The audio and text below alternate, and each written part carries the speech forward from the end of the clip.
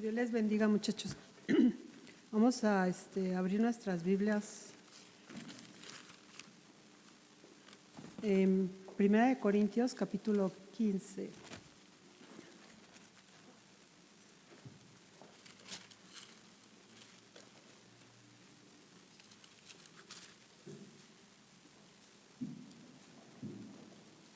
En su versículo 19.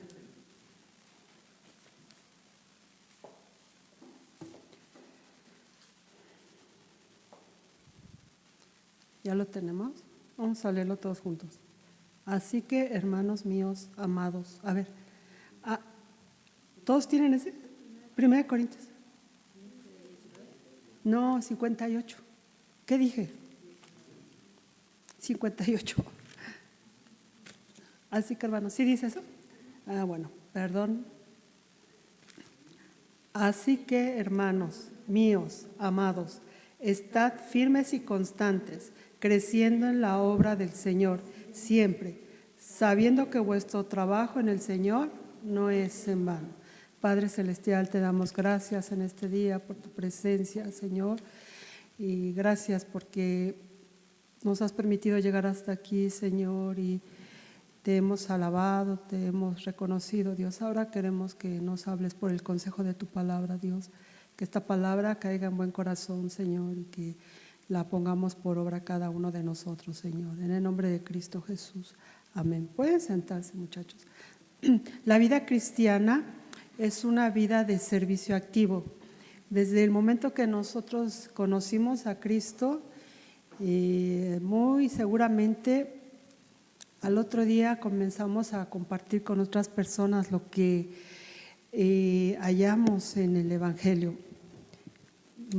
Por decir, en los Lucas, en Marcos, en los Evangelios, cuando vemos que algunas personas se acercaban a Jesús y eran impactadas por la persona de Cristo, inmediatamente iban y lo contaban a otros.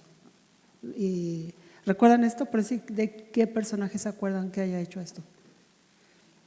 La mujer samaritana, también hay por ahí un Natanael, y así, ¿verdad? Algunos que venían con Jesús, traían a su familia, iban y le contaban a todos. Entonces, eso mismo nos ha pasado a nosotros. Y conocimos a Cristo y le hemos contado a otros lo que Cristo ha hecho a nuestras vidas. Entonces, ese hecho de compartir el Evangelio ya es un servicio activo.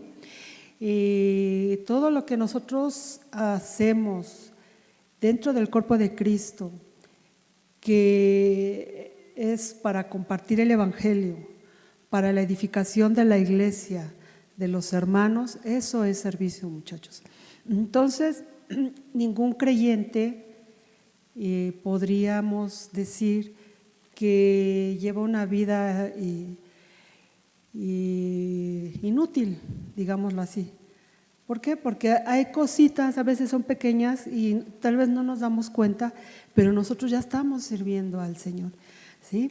Cuando oramos por otra persona, estamos sirviendo al Señor. Cuando escuchamos a algún hermano, sus problemas o alguna petición, estamos sirviendo al Señor. Entonces somos siervos activos. Y este servicio que nosotros realizamos tiene una característica, que es una voluntad propia.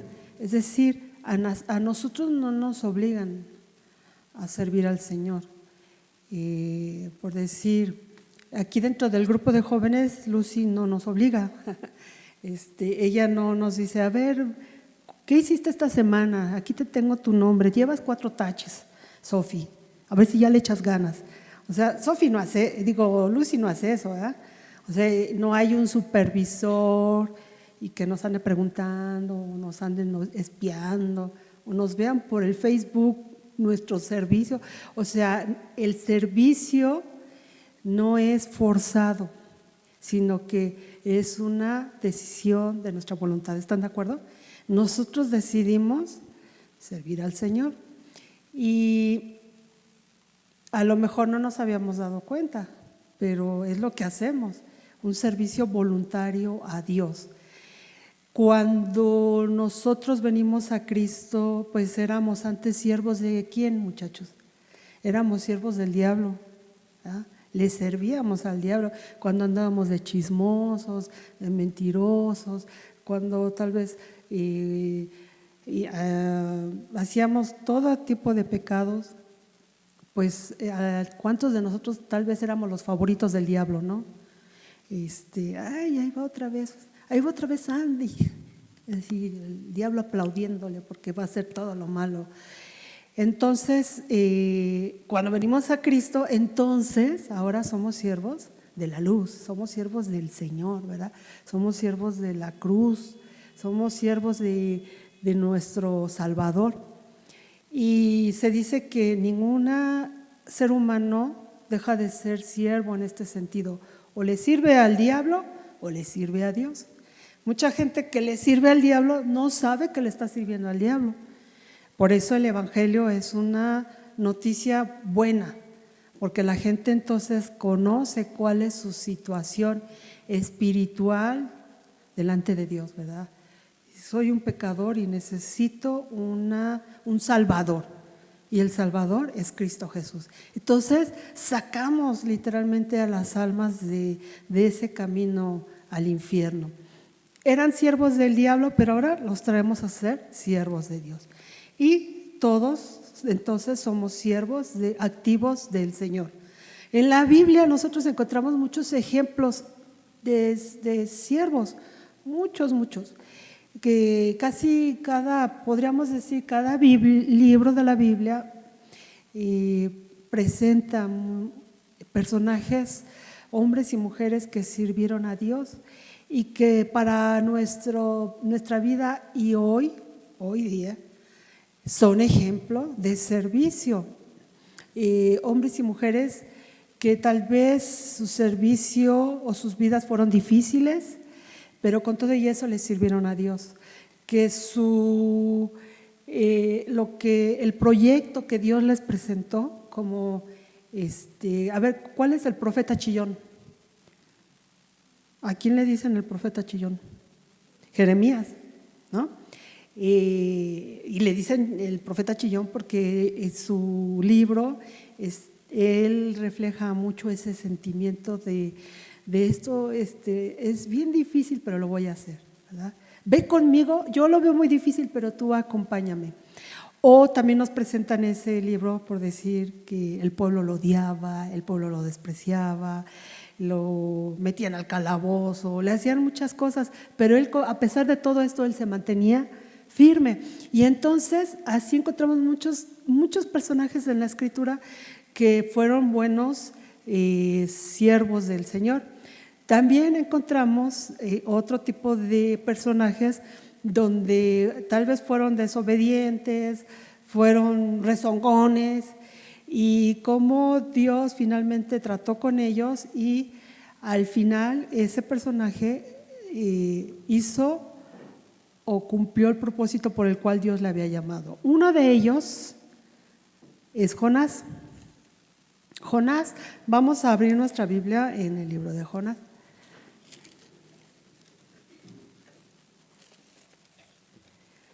Uno de ellos es Jonás. Y no sé si a ustedes les pasa, pero a mí, muchas veces que leo el libro de Jonás, pues hay partes donde hasta me da risa. Sus reacciones, sus argumentos y las cosas que decía, o sea, y rebelde, ¿no? Jonás. Pero, y bueno, y otros personajes que tal vez, a lo mejor ustedes están pensando en otro personaje de este tipo, donde su vida, que tal vez no fue un ejemplo de fidelidad, pero su vida nos enseña. Por eso la Escritura no esconde o no… En la Biblia encontramos personas o buenos personajes, por decirlo de esta manera, y personajes con otro tipo de características que no son propiamente pues el mejor ejemplo, ¿verdad? Entonces, vamos a ver algunas cosas de Jonás muy rápidamente. Por decir, en el capítulo 1, a ver, alguien que lea 1:1 de Jonás.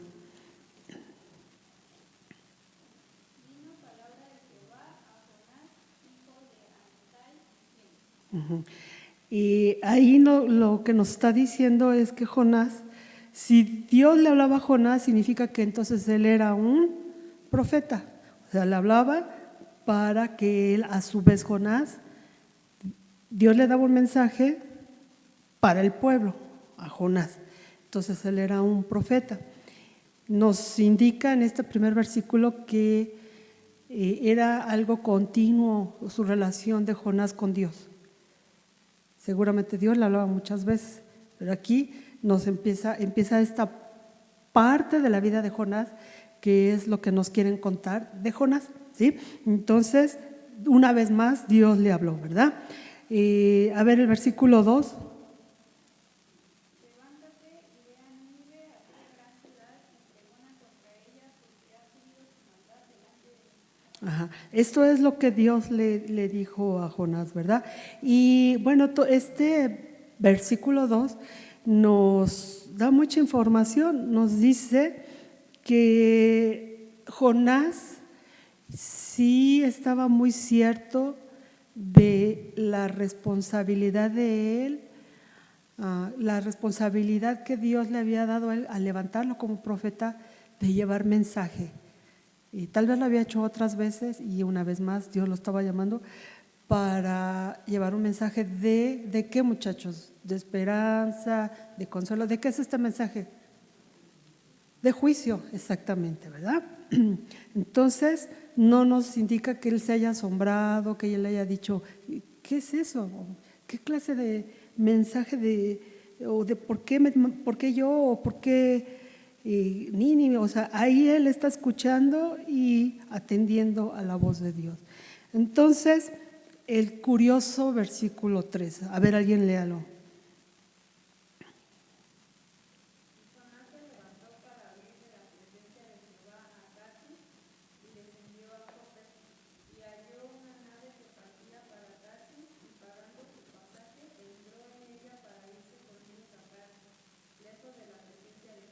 Ahí está. Este es el curioso versículo 3. ¿Por qué?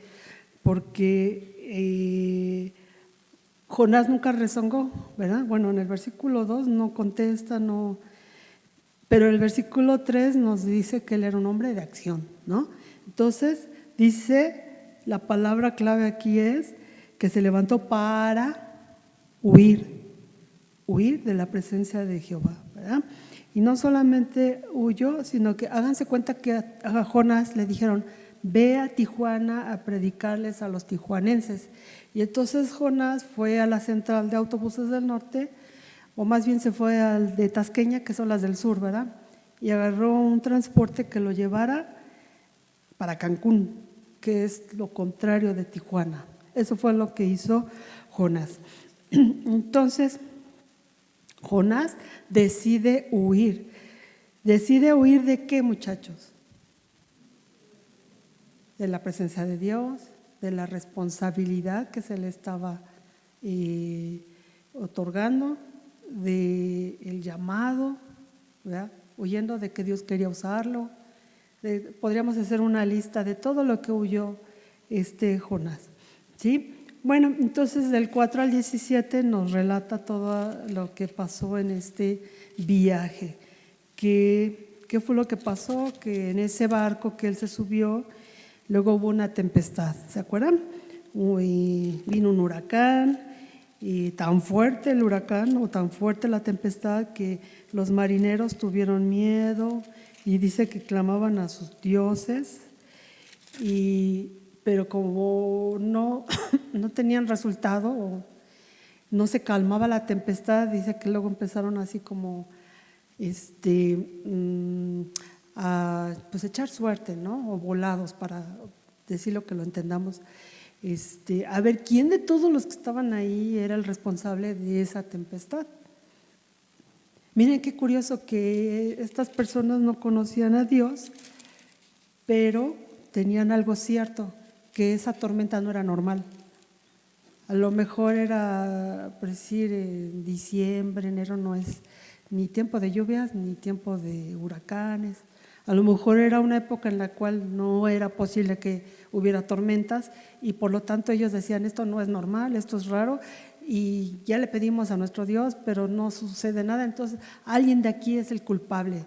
Esto debe ser un trato de Dios o un juicio de Dios. Entonces dice la historia que la suerte o digamos el volado cayó sobre Jonás, ¿no? Y luego lo avientan al mar, ¿no? Si voy mal me dicen para que me regrese. Y ya luego cuando lo avientan al mar, Dios, bueno, lo que dice la escritura es que Dios mandó un gran pez que se lo comiera. Esa historia se parece mucho a la de Pinocho, ¿no? Pues ayuda, que sí fue Pinocho, ¿no? El que se lo come también un pez, y ahí estuvo. ¿Quién le copió a quién? Pues, ¿quién escribió Pinocho? Bueno, pues el autor seguro leyó esta historia. Entonces, muchachos, el mensaje de lo que sucedió con Jonás es que Dios estaba tratando una desobediencia, ¿no? En su profeta, ¿sí? A ver, el versículo 17 dice: pero Jehová tenía preparado un gran pez que tragase a Jonás, y estuvo Jonás en el vientre del pez 3 días y 3 noches. Después nosotros sabemos que este suceso lo contó Jesús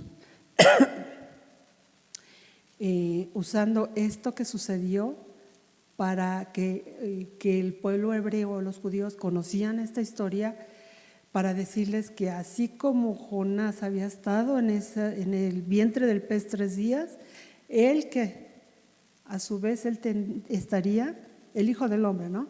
3 días y después cuando él estaba en la cruz, hasta que el Señor lo levantara y resucitara.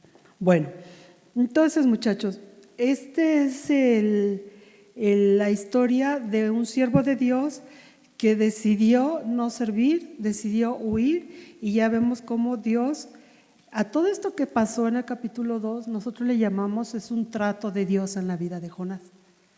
¿Sí? Vamos a leer del capítulo 2 al versículo 9. A ver, alguien que lo lea.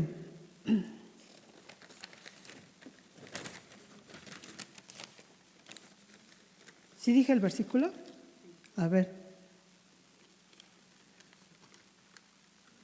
Versículo 9. Mas yo con voz de alabanza te ofreceré sacrificios, pagaré lo que prometí, la salvación es de Jehová. ¿Y luego qué pasó en el siguiente versículo? Y mandó Jehová al pez y vomitó a Jonás en tierra. Estas son las cosas que a mí me dan así como, digo, ay, lo vomitó. Bueno,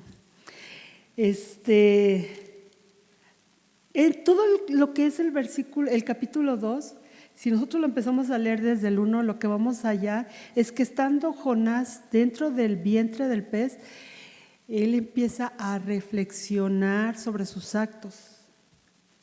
Debemos de entender que estar ahí en ese lugar era algo terrible, ¿no? Algo terrible, estar dentro del estómago o de la parte de aquí del pez, y que tal vez él tenía miedo, sabía que podía morir, que estaba oscuro, seguramente, que también olía feo, puede ser, ¿no? Y que en ese lugar tan terrible, Dios le habló a Jonás, y él empezó su corazón se sensibilizó por fin a entender que Dios solamente quería usar su vida y que él se había resistido, pero finalmente, como dice este versículo, después de toda su reflexión, él sabe que él tiene que alabar a Dios, que él va a ofrecer sacrificios de alabanza y que va a obedecer. Dice, pagaré lo que prometí. ¿Qué será lo que prometió, muchachos? Servir a Dios. No precisamente se refiere a ir a Nínive, porque si se acuerdan, nunca le contestó a Dios, sino más bien que su vida de Jonás era una vida dedicada para servir a Dios. Eso es lo que representaba la vida de Jonás, un siervo de Dios, un profeta. Entonces, que tal vez en ese momento de su vida, a veces decimos, ya se puso sus moños, ¿no? Miren, por decir, hablando de los cantantes famosos que seguramente al principio cantaban en su iglesia los domingos y después a lo mejor los invitaron a otra iglesia y a lo mejor empezaron a tener esa fama de que cantaban bien, de que tenían buen equipo, y entonces empezaron a ser contratados y luego se hicieron famosos. ¿Qué pasa cuando ellos se hacen? O sea, esto es vida real. ¿Qué pasa con Marcos Witt o con qué otros se les ocurre? ¿Cuál? Jesús Adrián. Pues empiezan a cobrar, ¿no? Hacen de esa vida pues ya un negocio. Lo que primero era la alabanza y la adoración a Dios se convirtió en un negocio muy bueno. Pero luego son divos, o sea, uso esta palabra, pero que quieren agua Evian Water y que haya flores blancas y que me pongan una alfombra roja. O sea, pasan de un nivel a otro de locura y se pierde el objetivo por el cual Dios lo estaba usando en su iglesia, para que fuera de edificación para la iglesia. Y ahora ya están en otra situación muy diferente al original. Así me imagino a Jonás, porque Dios lo llamó en algún momento de su vida, hizo votos de servicio, pero llegó un momento que Jonás se tomaba el privilegio de decir, pero eso no lo voy a hacer. A mí mándame un lugar bueno, un lugar bonito, un lugar donde no me fatigue, que vengan por mí en carro, o sea, yo así lo veo. Por eso dice aquí en este versículo que pagaré lo que prometí. Dios le había llamado en algún momento de su vida, llegó un momento que perdió el piso, pero después de este trato de Dios con él vuelve en sí, ¿no? Es una palabra que leemos por ahí en la Escritura. Volvió en sí y decidió hacer las cosas como que fueran para la honra y la gloria del Señor. Bueno, muchachos, esa es la vida de Jonás. ¿Qué cosas nosotros podríamos decir que aprendemos de Jonás? Bueno, por último les voy a decir, porque no vamos a ver, de hecho no lo estamos viendo todo, pero en el capítulo 3 nos dice que Jonás finalmente lleva la palabra a Nínive, y Nínive la recibe y se arrepiente, ¿verdad? Y en el capítulo 4, pues otra vez le da así como, dice, el enojo de Jonás. Encontramos que se enoja porque sí se arrepintieron. Dice, bueno, si ya se iban a arrepentir, ¿para qué tantas cosas que pasan? Hasta adentro del pez, todo para que se arrepintieran. O sea, Jonás era tremendo, ¿no? Pero miren, ¿qué podemos decir de cómo era Jonás, muchachos? Que con todo y cómo era Jonás, Dios quería usar su vida. Esa es misericordia de Dios, muchachos. Porque a lo mejor nosotros podríamos pensar que nuestras vidas son tan complicadas que Dios no las quiere usar, y eso no es verdad.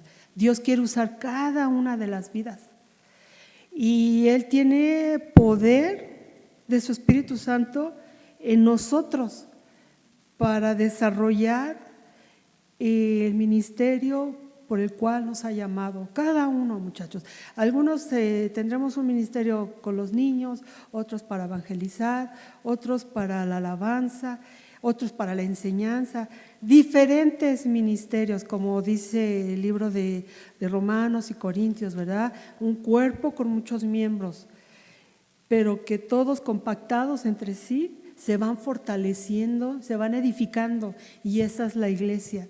Entonces, cada uno de nosotros somos siervos potenciales en las manos de Dios.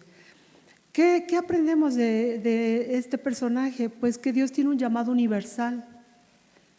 Es decir, que nosotros no tendríamos que esperar que algo suceda para que nosotros digamos, esa es la señal que Dios me envió para que yo le sirva. ¿De quién se acuerdan que pedía señales? A ver, esos que les gusta leer la escritura. Hay un personaje que pidió una señal y Dios se la dio. Y ahora pidió la otra señal muy diferente a la primera. ¿Quién es? ¿Quién? Gedeón, exactamente, ¿no? 2 veces, una con el hacha y la otra con ¿cómo se llama la cosa esta? El pello.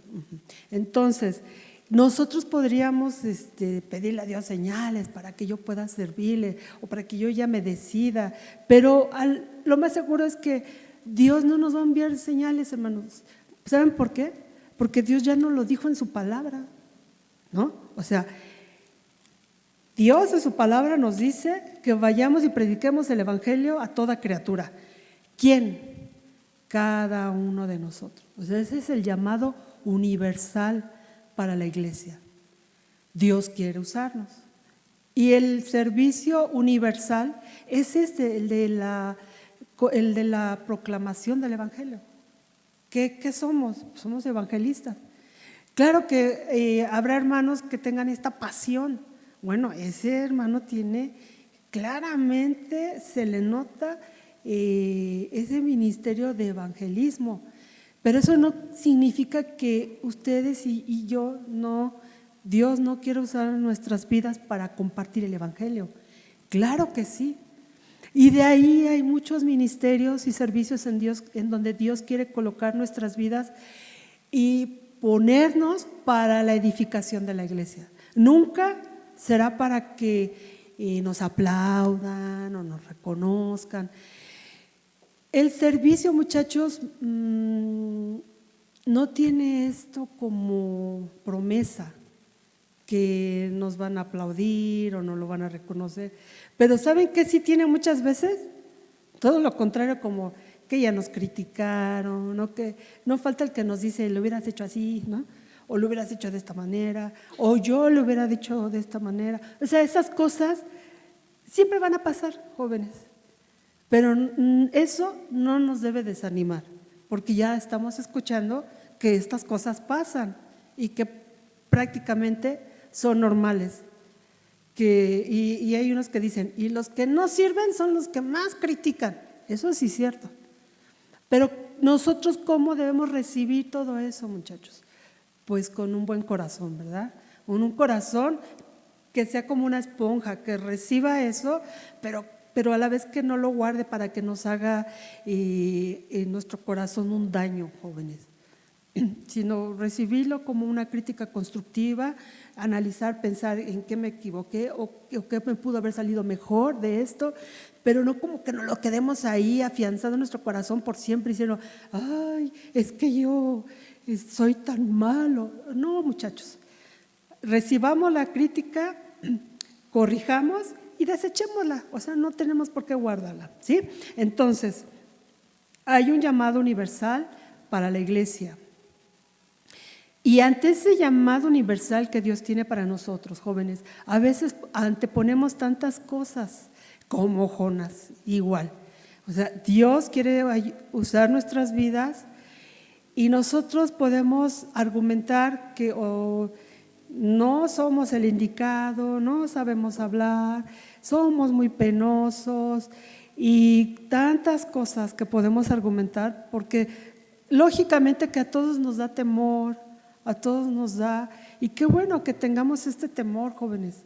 El día que no tengamos temor de hacer las cosas, entonces ya estamos mal. El día que nosotros pensemos que nosotros somos los que debemos de estar ahí, porque nosotros tenemos toda la capacidad, porque nosotros ya tenemos 10 años en esta iglesia, porque nosotros tomamos todos los cursos de la escuela dominical, todo el disco 13, o sea, cuando nosotros pensemos así, entonces sí hay que preocuparnos porque ya no estamos bien. El pensamiento correcto es tener temor, pero también confianza en que si Dios nos está pidiendo que hagamos algo, Él va a respaldar nuestras vidas. Él va a ir con nosotros y va a ir primero delante de nosotros. y luego atrás de nosotros empujándonos, ¿verdad?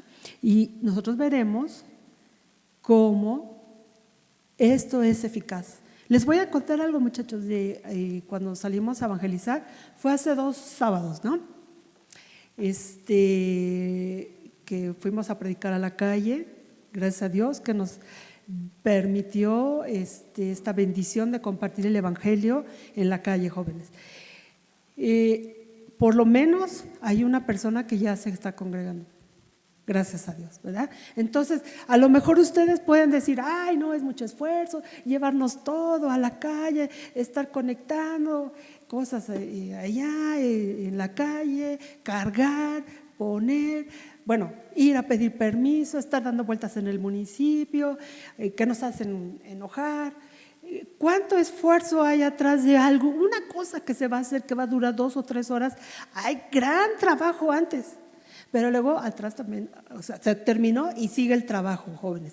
Y alguno de ustedes podría decir, ay, trabajamos tanto, la gente no se nos acercó, o fueron poquitos, yo quería una multitud, así como Pablo, que juntaba miles.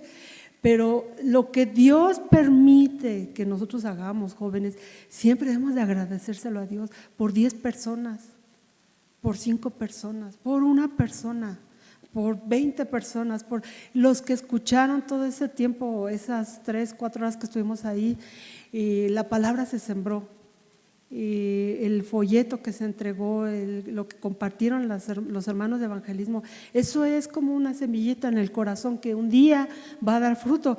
Pero hoy les puedo decir que por lo menos una persona ya se está congregando y por eso le damos gracias a Dios, ¿verdad? Entonces nosotros podemos decir, ¿valió la pena todo ese esfuerzo? Sí. Y si a lo mejor esta persona no viniera, de todos modos valió la pena. Pues les voy a decir por qué. Porque se sembró la palabra en los corazones y tal vez no vengan aquí, pero vayan a otro lado. O tal vez eso que se les predicó en unos 5 años de fruto. Y estas cosas sí pasan, jóvenes. Que mucha gente va a la iglesia o aquí mismo, hay testimonios de hermanos que dicen, a mí me dieron un folleto en el metro, y personas que no son de aquí, pero Dios finalmente tocó su corazón. Entonces, todo lo que nosotros hagamos hay que hacerlo con buen ánimo, jóvenes, porque tenemos un llamado universal, porque estamos para edificar a la iglesia y pues tenemos que tener buen ánimo, no anteponer cosas como que no podemos y todo eso. Si Dios nos llamó, Dios nos va a respaldar, ¿sí? Vamos a ver algunos elementos del servicio. Miren, el primero, nuestro servicio, vamos a abrir la Biblia en Corintios, 1 Corintios 13:5. Nuestro servicio debe ser siempre en base al amor. A ver, alguien que lo lea.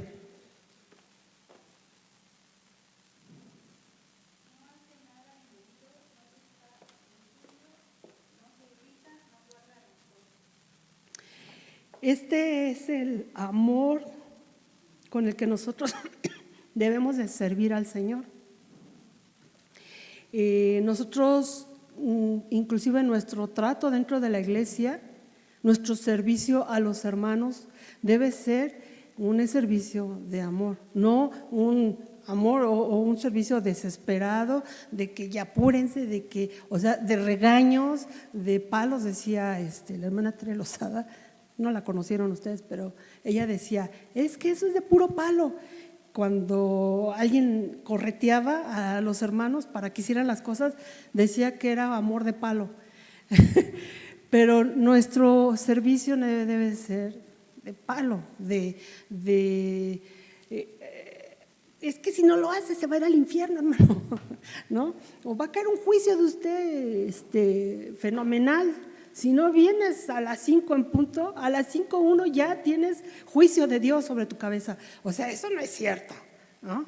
Ya no les voy a hablar a ninguno de ustedes porque les dije que el jueves y no vino nadie. Los odio, ay, sí, los odio con odio jarocho. O sea, no, porque nuestro servicio debe ser con amor.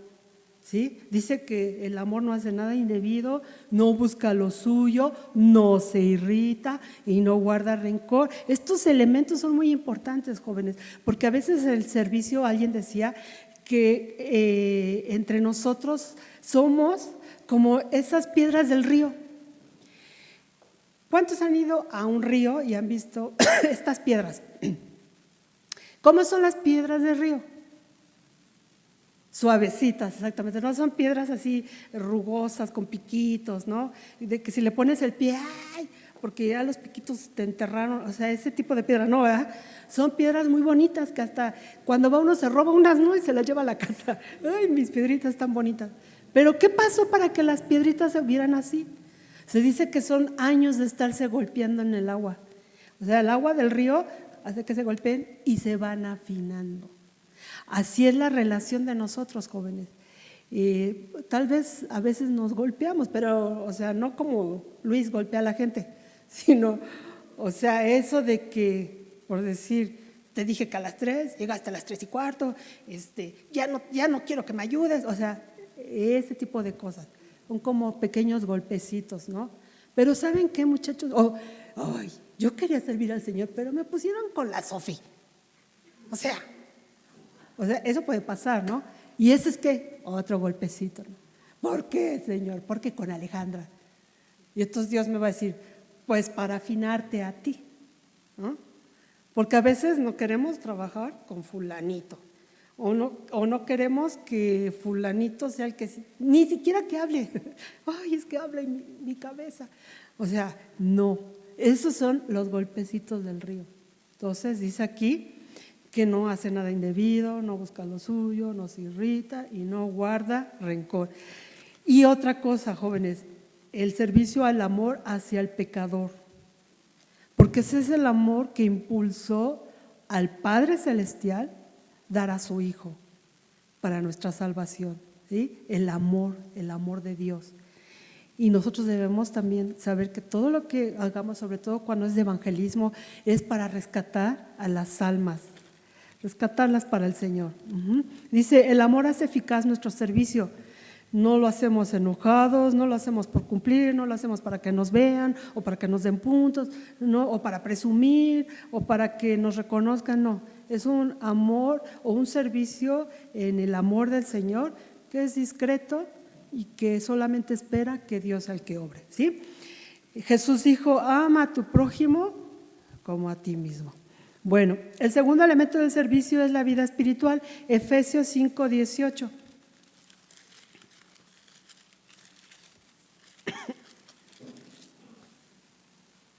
Alguien léalo.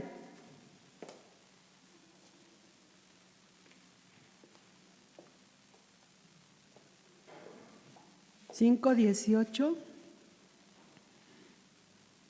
Efesios.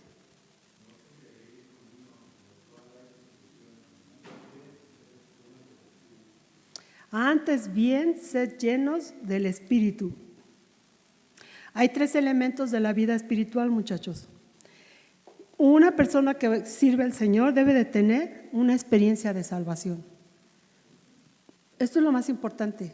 ¿Cómo vamos a compartir un evangelio si nosotros mismos no sabemos ni qué estamos hablando?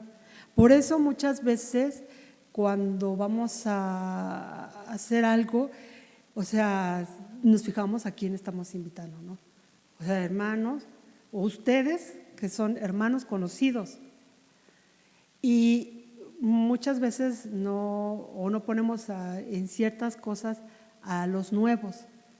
¿Por qué? Porque ellos todavía tienen un caminito que recorrer de estar firmes, de afianzados a la palabra, ¿no?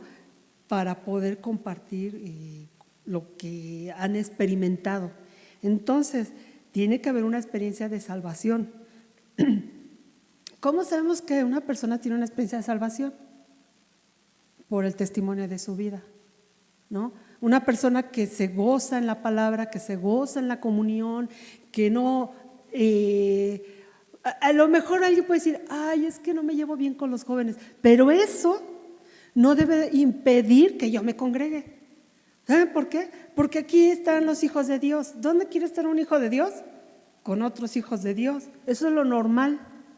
Y si nosotros decimos, no, porque es que son así, pues hay que ver por qué le falta esa parte en la vida. Porque no podemos estar rechazando a los hijos de Dios nada más porque sí. ¿Cómo voy a rechazar a Lucy, que es hija del mismo papá? Y yo no quiero estar donde está Lucy nada más por cómo me ve. No me veas. ¿Cómo es posible que yo diga que soy hija de Dios y no reciba la hija de Dios? No puede ser, muchachos. Entonces, tiene que haber una experiencia de salvación. La segunda es que tiene que haber una llenura del Espíritu Santo. Ahora, esta llenura del Espíritu Santo, Dios nos la da en la medida que le buscamos. Más buscamos al Señor, más vamos a sentir que su palabra se afianza en nuestras vidas y fluye, jóvenes. ¿Cómo sé que estoy buscando a Dios? ¿O cómo sé que tengo esa llenura del Espíritu Santo? No se me hace difícil amar a mis hermanos, no se me hace difícil perdonar, se me hace tan fácil leer la palabra, quiero leer la palabra, estoy llena del Espíritu Santo. O sea, se nota, es algo que está ahí. ¿Y por qué tengo eso? Pues porque estoy buscando de Dios, porque oro, porque me presento delante de Dios, porque reconozco mis errores y le digo, quítamelo, Señor, cámbiame, transfórmame. Entonces eso va sucediendo en la vida en la medida que yo busque más de Dios, que yo anhele más de Dios. Va habiendo una vida que se nota que está llena del Espíritu Santo, ¿sí? No van a decir no puede ser, pero es así, jóvenes. Llega un hermano sonriendo, contento, saludando, abrazando, que canta con entusiasmo, con gozo, saluda a los hermanos bien, comparte experiencias. ¿Qué tienes, hermano? Es un hermano con la llenura del Espíritu Santo, se le nota, ¿sí? Entonces luego llega otro hermano con su cara de limón, la cara de limón también existe, ¿no? Así como… O sea, eso sí existe y a veces hay gente que entra así como, ay, que no me vean, yo voy directo a mi salón, no quiero saludar. O sea, traen una actitud donde no quieren saludar, donde no quieren convivir, no quieren pues pasar un tiempo con sus hermanos, compartir. O sea, no hay una llenura del Espíritu Santo. ¿Sí lo ven, jóvenes? O sea, busquemos de Dios y cosas buenas van a suceder en nuestras vidas. Nos desanimamos, dejamos de buscar de Dios y entonces tenemos una actitud muy diferente. Entonces tiene que haber una llenura del Espíritu Santo en la medida que le buscamos. Y la última es que es una vida escondida en Cristo, en Dios. Es decir, todas nuestras deficiencias, hemos aprendido que Cristo es el que nos justifica delante del Padre. No somos perfectos.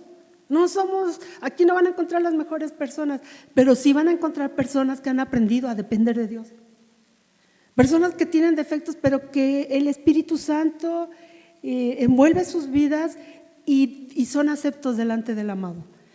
Esto es algo que Dios nos tiene que hacer entender, jóvenes, y también a la hora de tratar a los demás, porque nosotros podemos decir, yo no voy ahí porque todos son unos pecadores o todos son bien carnales. Pero no estamos entendiendo que tú también eres. ¿Qué necesitas? Necesitas depender de Dios. Porque tú también tienes tus cosas, pero no te las ves. Entonces, el Espíritu Santo, en la medida que le buscas, Él envuelve tu vida. Porque dice que Dios nos ve a través de Cristo Jesús. Él es perfecto.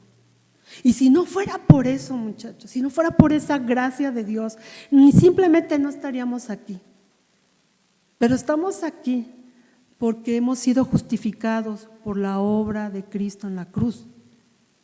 Y Dios nos ha recibido y nos ve como perfectos en Cristo Jesús. Entonces, si Dios ha hecho eso a favor de nosotros, ¿por qué nosotros no nos recibimos unos a otros? No, jóvenes, no hay perfección en las personas por sí solas. Todos dependemos de Dios y de su obra. Entonces, una vida escondida en Cristo, en Dios, para servirle. Alguno dirá, si como ese hermano anda ahí también queriendo servir a Dios, porque ese hermano depende de la obra del Espíritu Santo. Y qué bueno. Muchos llegan al Evangelio y llegan con las manos vacías, jóvenes. ¿Qué hemos perdido en el mundo? ¿Qué nos ha arrebatado el diablo? ¿Qué nos ha quitado de nuestra personalidad, de nuestra confianza en uno, de todas las cosas que hicimos cuando no le conocimos, que éramos terribles, tremendos. Pero entonces venimos al Señor y Él transformó nuestras vidas y ha hecho vida nueva de nosotros. Y dice que las cosas viejas pasaron y que todo es hecho nuevo ahora en cada uno de nosotros. Ha puesto un nombre nuevo en nuestras vidas, una historia nueva de cada uno de nosotros. Y tal vez antes teníamos apodos feos y hacíamos cosas terribles, pero cuando venimos a Cristo, Él cambió la historia de nuestras vidas. Y en este lugar, o sea, estoy diciendo en este lugar local, pero hablando de la Iglesia Universal, hemos venido personas, hombres y mujeres con pasados terribles, pero que el Señor ha transformado. Entonces, ¿cómo no nos vamos a recibir los unos a los otros, muchachos? Si Dios nos ve igual, ¿cómo Dios no va a poder usar nuestras vidas? Si Él no nos está pidiendo requisitos de que vayamos al instituto o de que tomemos un curso de lingüística o de buenos modales. No, ¿qué nos pide el Señor? Que nos acerquemos a Él, que vengamos a Él, que le busquemos y Él nos va a ir transformando. Gracias a Dios, ¿verdad? Entonces, nuestro servicio depende de la obra total del Señor Jesucristo en la cruz a favor de nosotros. Otro elemento, jóvenes, vamos a ver Santiago 1:22. Alguien que lo lea, por favor, Santiago 1:22.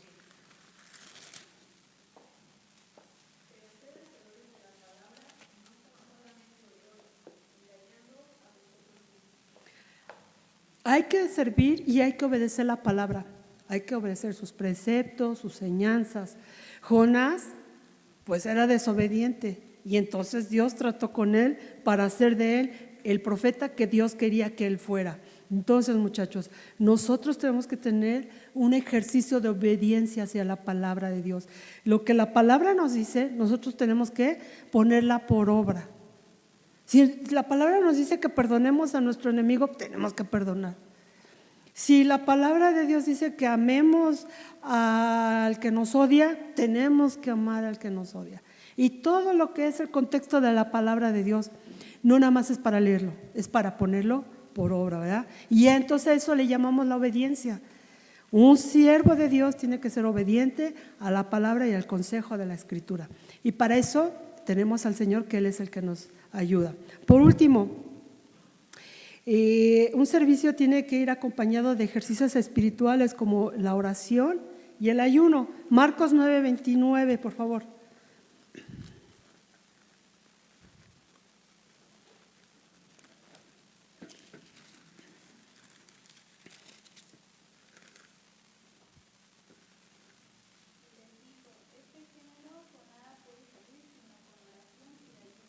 Gracias. Nuestro servicio debe de ir acompañado con oración y ayuno cuando se requiere. La oración nos provee el éxito en el servicio. No podemos salir a servir al Señor sin haber orado, jóvenes. Necesitamos primero orar, que Dios nos acompañe, que Dios nos dote de todo lo que necesitamos, que Dios nos limpie y que vaya delante de nosotros. Tenemos siempre que acompañar nuestro servicio con oración y nunca olvidar que nosotros somos colaboradores del Señor. Si nuestro ministerio es la alabanza, si nuestro ministerio es la enseñanza, si nuestro ministerio es el evangelismo, la enseñanza infantil, lo que nosotros hagamos, hermanos jóvenes, debemos de llevar siempre esta vida de oración, ¿verdad? No podemos servir al Señor sin siquiera hablarle. Tenemos que hablar con Dios. Y tenemos que pedirle que nos dé sabiduría, habilidades, destrezas en el servicio en el cual nosotros estamos. Por decir algo, a lo mejor mi ministerio es la alabanza, porque tengo buena voz. Pero aunque yo tenga buena voz, yo tengo que depender de Dios, ¿no? Yo tengo que pedirle a Él que me use, que sea de bendición para la iglesia, que sea de edificación. Y si yo soy músico, de igual manera, a lo mejor yo tomé muchos años de guitarra o de algún instrumento, pero con todo y eso yo tengo que depender de Dios, hablar con Él para que Él use mi vida. Y todo lo demás, la enseñanza, la evangelización, la tiendita, ¿no? El trato con los hermanos, la visitación, todo lo que hagamos debe de ir acompañado con oración y ayuno, que son ejercicios espirituales. El ayuno nosotros lo usamos, dicen por ahí, para los casos más difíciles, ¿no? Este versículo que leímos dice: esta generación solamente sale con oración y ayuno. El ayuno, jóvenes, no es un intercambio de no como para que Dios me conteste, sino es también un ejercicio espiritual donde yo decido no comer, pero buscar a Dios más, ¿no? Esas 24 horas o esas 48 horas que yo quiero buscar más de Dios, quiero leer su palabra, quiero estar en armonía con el Señor, y entonces no como, pero busco al Señor. Ese es el ayuno. Entonces, ya por último vamos a ver los preceptos para obreros. Les voy a repartir unos versículos para que los leamos. Vamos a empezar por Sandy. Segunda de Timoteo 2:15, Mateo 5:16, Mirari, Marcos 6:16-15, Samuel Romanos 12:12, Gálatas 6:4, Yamín Filipenses 2:14. Y bueno, Luis, Colosenses 3:23. Bien fuerte, por favor, los leen.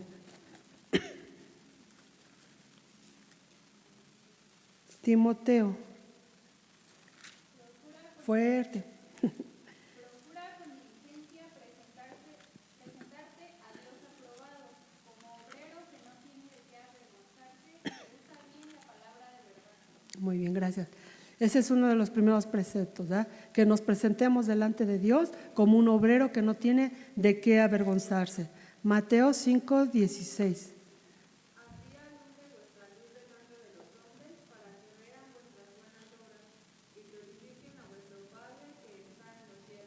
Que nuestras vidas alumbren, ¿verdad? Alumbren en cualquier lugar. ¿Para qué? Dice que el nombre de Dios sea glorificado por ese hecho.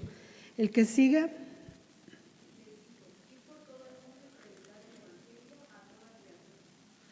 Este llamado, ¿para cuántas personas es? Es para todos. Es el llamado universal de la iglesia. Vayan y prediquen el evangelio a toda criatura. El que sigue.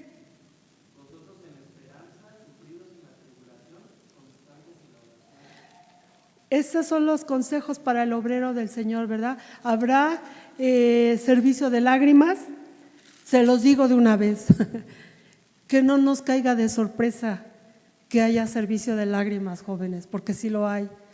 Pero de igual manera como hay de lágrimas, también hay de mucho gozo, ¿verdad? Dice, déjenlo volver, gozosos en la esperanza, sufridos en la tribulación, pero constantes en la oración. El que sigue, Ale. Gálatas 6:4. Ya ven, me hizo sufrir, Ale, pero yo estoy gozosa.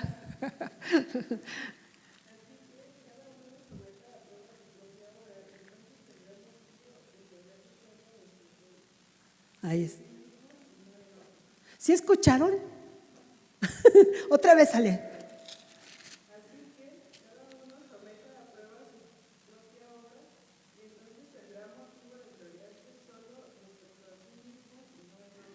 Gracias.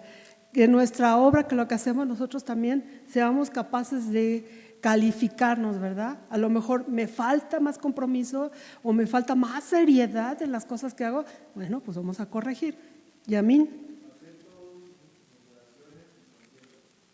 El servicio no es para que nos estemos peleando ni estemos hablando mal unos de otros, ¿verdad? Sino que hagamos un servicio que glorifique el nombre del Señor. Colosenses.